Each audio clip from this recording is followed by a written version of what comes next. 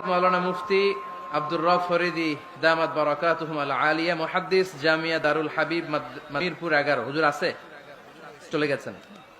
চমৎকার কথা বলছিলেন, আমি শুনেছি সূরাতুল মুমিনুন থেকে, তাই না? আব্দুর রব ফরিদি সাহেব আসছিলেন। নন্দিত আলেমে দ্বীন হযরত মাওলানা মুফতি আব্দুর রব ফরিদি, আমার আজিজ মাওলানা আব্দুর রব ফরিদি সাহেব স্টেজে এসে গেছেন। উনি বয়ান করবেন, এরপরে দোয়া হবে, সে দোয়া করে যাবেন। আব্দুর রব ফরিদি, আল্লাহ তার কণ্ঠকে আপনি আরো সুন্দর করে দেন। আল্লাহ তার ইমান আমলে তারাক্কি দান করেন। অনেক সুন্দর কণ্ঠের অধিকারী, এবং শুধু কণ্ঠ না, ইলমের অধিকারী।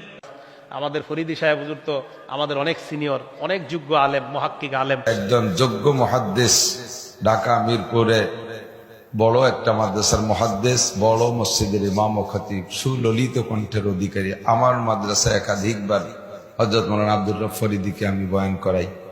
বাংলাদেশের প্রান্তে প্রান্তে তার সব জায়গা বয়ান আছে। আমাদের ফরিদপুরের গৌরব, শুকর আদায় করি আলহামদুলিল্লাহ। মাওলানা আব্দুর রব ফরিদি অনেক ভালো, বড় আলেম, তারা অনেক সুন্দর আলোচনা করে, কণ্ঠ সুন্দর, জুয়ান মানুষ না। হুজুর চলে আসছেন, শায়েখ আমাদের সবার শায়েখ।